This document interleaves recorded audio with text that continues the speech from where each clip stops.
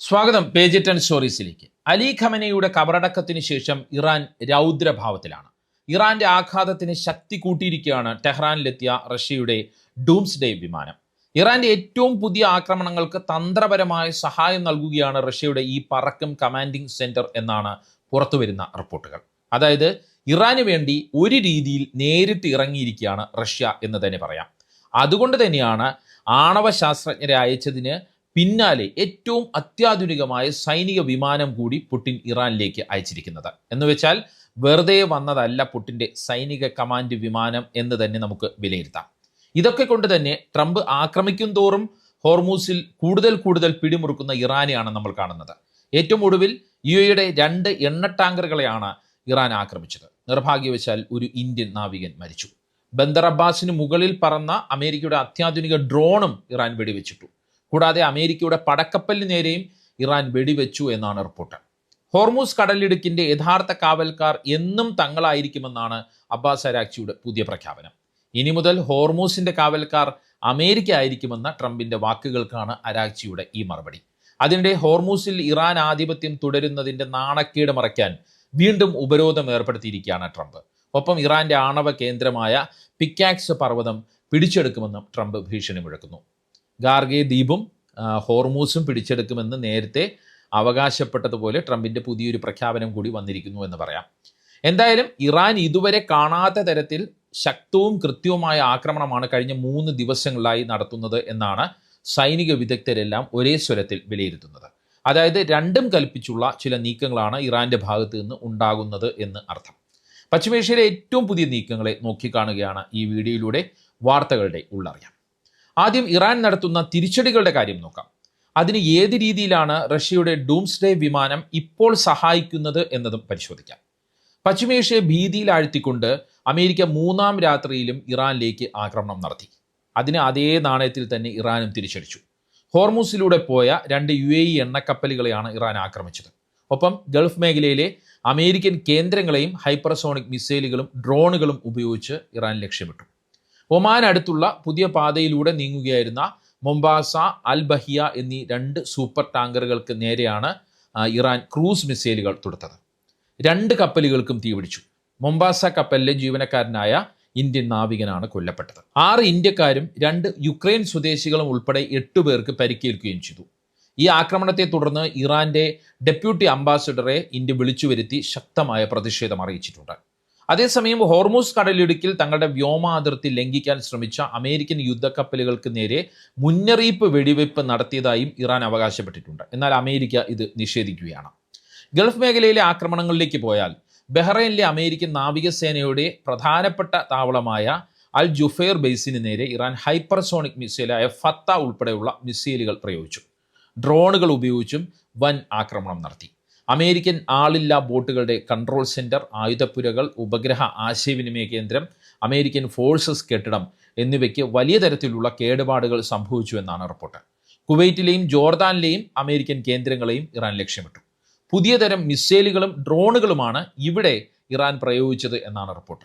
കുവൈറ്റിലെ താവളത്തിലെ പേട്രിയറ്റ് വ്യോമ പ്രതിരോധ സംവിധാനങ്ങളും കമ്മ്യൂണിക്കേഷൻ കേന്ദ്രങ്ങളും തകർന്നു എന്നാണ് ഇറാൻ വാർത്താ ഏജൻസികൾ സ്ഥിരീകരിക്കുന്നത്. ഇനി ഇറാൻ യുദ്ധത്തിലെ ഏറ്റവും പ്രധാനപ്പെട്ട ഒരു ട്വിസ്റ്റിലേക്ക് പോകാം. അത് റഷ്യയുടെ ഡൂംസ്ഡേ വിമാനത്തിൻ്റെ സാന്നിധ്യവും ദൗത്യവുമാണ്. ഇറാന്റെ ഇപ്പോഴത്തെ ആക്രമണങ്ങളിൽ സാങ്കേതികമായ പിന്തുണ ഉറപ്പാക്കാൻ വേണ്ടി തന്നെയാണ് ഈ പറക്കം യുദ്ധമുറിയെ പുടിൻ ഇറാനിലേക്ക് അയച്ചത് എന്നുള്ള കാര്യം ഇതോടെ ഉറപ്പാവുകയാണ്. മോസ്കോയിലെ വിനുക്കോവ വിമാനത്താവളത്തിൽ നിന്ന് പുറപ്പെട്ട് മറ്റ് രാജ്യങ്ങളുടെ വ്യോമാതിർത്തികൾ ഒഴിവാക്കി കാസ്പിയൻ കടലിന് മുകളിലൂടെ വിമാനം നേരെ ടെഹ്റാനിലേക്ക് എത്തുകയായിരുന്നു. ഇപ്പോൾ ടെഹ്റാനിലെ ഇമാം ഖൊമൈനി അന്താരാഷ്ട്ര വിമാനത്താവളത്തിലാണ് ഡൂംസ്ഡേ വിമാനം ഉള്ളത്. അവിടെ കിടന്നുകൊണ്ട് ഇറാന് തന്ത്രപരവും സാങ്കേതികവുമായ സഹായങ്ങളാണ് ഡൂംസ്ഡേ നൽകുന്നത്. അമേരിക്കൻ നാവികസേനയുടെയും വ്യോമസേനയുടെയും നീക്കങ്ങൾ റഷ്യൻ ഉപഗ്രഹങ്ങളുടെ സഹായത്തോടെ ഈ വിമാനം നിരീക്ഷിക്കുന്നുണ്ട്. ഇങ്ങനെയുള്ള വിവരങ്ങൾ വഴിയാകാം UAEയുടെ 2 സൂപ്പർ ടാങ്കറുകളെ കൂടുതൽ കൃത്യമായി ഇറാൻ ലക്ഷ്യമിട്ടത് എന്നാണ് ഇപ്പോൾ നമുക്ക് വിലയിരുത്താൻ കഴിയുന്ന കാര്യം. അതായത് റഷ്യയുടെ ഡൂംസ്ഡേ വിമാനം പണി തുടങ്ങി എന്നർത്ഥം.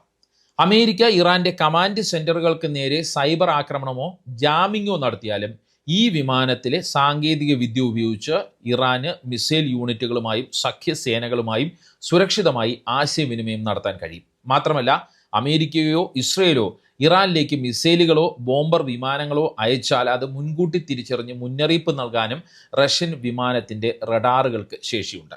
ഇനിയിപ്പോൾ അമേരിക്കയോ ഇസ്രയേലോ ഈ വിമാനത്തെ ആക്രമിച്ചാൽ എന്ത് സംഭവിക്കും, എന്തു ചെയ്യും എന്ന സ്വാഭാവിക സംശയം നമുക്ക് ഉയരാം.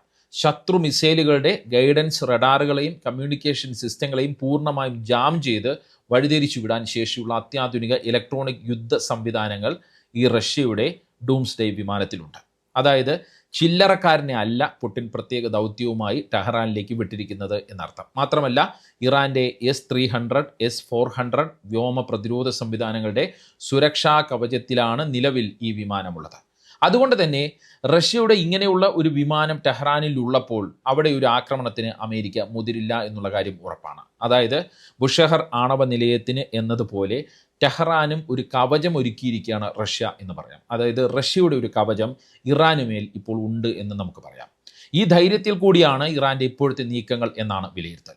യുക്രൈൻ യുദ്ധത്തിൽ അമേരിക്ക തങ്ങളെ സമ്മർദ്ദത്തിലാക്കുന്നതിന് പകരമായി പശ്ചിമേഷ്യയിൽ ഇറാന് പിന്നിൽ പാറ പോലെ ഉറച്ചു നിന്നുകൊണ്ട് അമേരിക്കയെ വലിയ രീതിയിൽ പ്രതിരോധത്തിലാക്കുക എന്ന ശക്തമായ ഭൗമരാഷ്ട്രീയ സന്ദേശമാണ് പുടിൻ പുതിയ നീക്കങ്ങളിലൂടെ നൽകുന്നത്. വളരെ ശ്രദ്ധേയമായ നീക്കങ്ങളാണ് പുടിൻ ഈ ഒരു യുദ്ധം തുടങ്ങിയതിന് ശേഷം ഇതുവരെ ഇല്ലാത്ത രീതിയിലുള്ള നീക്കങ്ങളാണ് പുടിൻ നടത്തുന്നത്. വളരെയധികം ലോകശ്രദ്ധയെ ആകർഷിക്കുന്ന നീക്കങ്ങളാണ് പുടിൻ കഴിഞ്ഞ ഒരു 3 ദിവസമായി നടത്തിക്കൊണ്ടിരിക്കുന്നത്. അമേരിക്കയ്ക്ക് കിട്ടിയ മറ്റൊരു തിരിച്ചടിയുടെ കാര്യത്തിലേക്ക് പോയാൽ, ബന്ദർ അബ്ബാസ് തുറമുഖത്തിന് മുകളിലൂടെ പറന്ന അമേരിക്കയുടെ ആത്മഹത്യാ ഡ്രോണിനെ ഇറാൻ വെടിവെച്ചിട്ടു. ഇതിലൂടെ അമേരിക്കയുടെ പുതിയ ഡ്രോൺ തന്ത്രത്തിന് കൂടിയാണ് ഇറാൻ തിരിച്ചടി നൽകിയിരിക്കുന്നത് എന്നുള്ളതാണ് ശ്രദ്ധേയം. ഇതുവരെ അമേരിക്ക ഉപയോഗിച്ചിരുന്ന വമ്പൻ നിരീക്ഷണ ഡ്രോണുകളിൽ നിന്നും തികച്ചും വ്യത്യസ്തമായ ലൂക്കാസ് ഡ്രോണിനെയാണ് ഇറാൻ വീഴ്ത്തിയത്. യുക്രൈൻ യുദ്ധത്തിൽ നിന്ന് പ്രചോദനം ഉൾക്കൊണ്ട് അമേരിക്ക പെട്ടെന്ന് നിർമ്മാണ ശൃംഖല വിപുലീകരിച്ച പുതിയ തലമുറ ഡ്രോണാണ് ഈ ലൂക്കാസ്. ഏറ്റവും വലിയ പ്രത്യേകത, ഇറാൻ നിർമ്മിച്ച റഷ്യയ്ക്ക് നൽകിയ ഷാഹദ് ഡ്രോണുകളുടെ റിവേഴ്സ് എഞ്ചിനീയറിംഗ് നടത്തിയാണ് അമേരിക്ക ഈ ലൂക്കാസ് ഡ്രോണുകളെ വികസിപ്പിച്ചെടുത്തത് എന്നുള്ളതാണ്.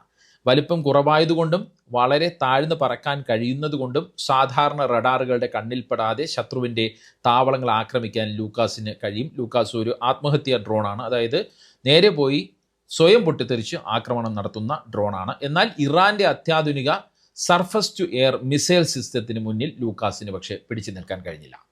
ഡ്രോൺ ഇറാൻ്റെ അതിർത്തിയിൽ കയറിയ ഉടനെ തന്നെ തീരദേശ സിഗ്നൽ ഇൻ്റലിജൻസ് സംവിധാനങ്ങളും മറ്റുമൊക്കെ ഇതിനെ കണ്ടെത്തുകയും കുടുക്കുകയുമായിരുന്നു.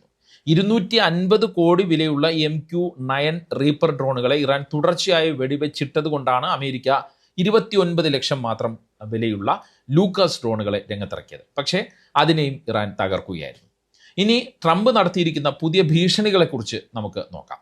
ഒന്നാമത്തെ ഭീഷണി എന്ന് പറയുന്നത് വീണ്ടും ഇറാൻ തുറമുഖങ്ങൾ ഉപരോധിക്കുമെന്നുള്ളതാണ്. അതായത് ഹോർമൂസ് വഴിയുള്ള കപ്പലുകളെ ഉപരോധിക്കും എന്നുള്ളതാണ്. ഒപ്പം ഹോർമൂസ് വഴി കടന്നു പോകുന്ന കപ്പലുകൾ, അതായത് അമേരിക്കയുടെ അനുമതിയോടെ കടന്നു പോകുന്ന കപ്പലുകളിൽ നിന്ന് 20% നികുതി പിരിക്കുമെന്നും ട്രംപ് പറഞ്ഞിരിക്കുകയാണ്.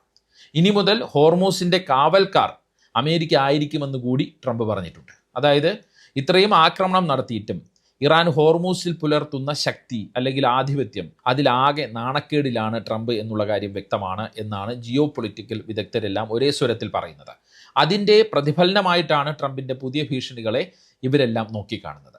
20% നികുതി എന്നത് തീർച്ചയായും വളരെ കൂടുതലാണ്. ഞങ്ങൾ ന്യായമായ നിരക്ക് ഈടാക്കൂ എന്നാണ് ട്രംപിൻ്റെ പുതിയ ഈ നികുതി പ്രഖ്യാപനത്തെ പരിഹസിച്ചുകൊണ്ട് ഇറാൻ്റെ വിദേശകാര്യമന്ത്രി അബ്ബാസ് അരാഗ്ചി എക്സിൽ കുറിച്ചത്.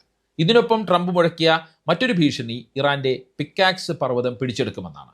അവിടെയുള്ള ഇറാൻ്റെ അതീവ രഹസ്യമായ ഭൂഗർഭ ആണവ നിലയം ബോംബാക്രമണത്തിലൂടെ തകർക്കുമെന്നാണ് ട്രംപിൻ്റെ ഭീഷണി. മധ്യ ഇറാനിലെ നദാൻസ് ആണവ സമുച്ചയത്തിന് സമീപമാണ് പിക്കാക്സ് പർവ്വതം സ്ഥിതി ചെയ്യുന്നത്. ഇറാൻ്റെ ഏറ്റവും ആധുനികവും സുരക്ഷിതവുമായ ഭൂഗർഭ ആണവ സംവേദന കേന്ദ്രം ആണ് ഇത്. യുറേനിയം സമ്പുഷ്ടീകരണത്തിനുള്ള സെൻട്രിഫ്യൂജുകൾ ഇവിടെയാണ് സൂക്ഷിച്ചിരിക്കുന്നത്. കട്ടിയേറിയ ഗ്രാനൈറ്റ് പാറകൾക്കുള്ളിൽ ഏകദേശം 600 മീറ്റർ ആഴത്തിൽ തുരങ്കങ്ങൾ ഉണ്ടാക്കിയാണ് ഈ ആണവ നിലയം ഇറാൻ സ്ഥാപിച്ചിരിക്കുന്നത്. അതുകൊണ്ട് തന്നെ ഇതിനെ തകർക്കാനോ പിടിച്ചെടുക്കാനോ അമേരിക്കയ്ക്ക് കഴിയില്ല എന്നാണ് യുദ്ധ വിദഗ്ധർ പറയുന്നത്. കാരണം അമേരിക്കയുടെ പക്കലുള്ള ഏറ്റവും മാരകമായ ഭൂഗർഭ ബങ്കറുകൾ തകർക്കാൻ ശേഷിയുള്ള ബങ്കർ ബസ്റ്റർ ബോംബുകൾക്ക് പോലും ഇത്രയും ആഴത്തിലുള്ള ഗ്രാനൈറ്റ് പാറ തുളച്ചു ഉള്ളിലേക്ക് കയറാൻ കഴിയില്ല എന്നുള്ളതാണ്.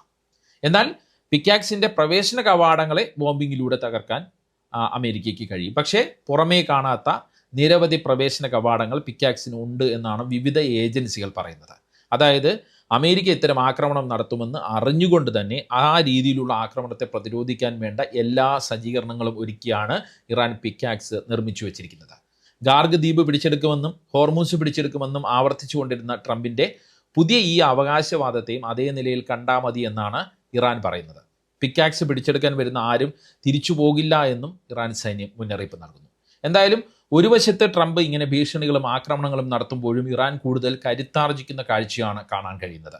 അലി ഖമനയുടെ കബറടക്ക ചടങ്ങിൽ ഒത്തുകൂടിയ ജനങ്ങളുടെ വികാരം ഉൾക്കൊണ്ടുള്ള ശക്തമായ ആക്രമണങ്ങളും തന്ത്രങ്ങളുമാണ് ഇറാൻ ഇപ്പോൾ നടത്തിക്കൊണ്ടിരിക്കുന്നത്.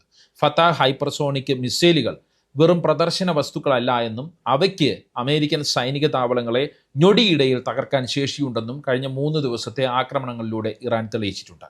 ഇത് അമേരിക്കയുടെ ഗൾഫ് മേഖലയിലെ സുരക്ഷാ ഗ്യാരണ്ടിക്ക് വലിയ ചോദ്യചിഹ്നമായി മാറുകയാണ്. ഇതിനൊപ്പമാണ് റഷ്യയുടെ ഡൂംസ്ഡേ വിമാനത്തിന്റെ തന്ത്രപരമായ സാന്നിധ്യം ടെഹ്റാനിലുള്ളത്.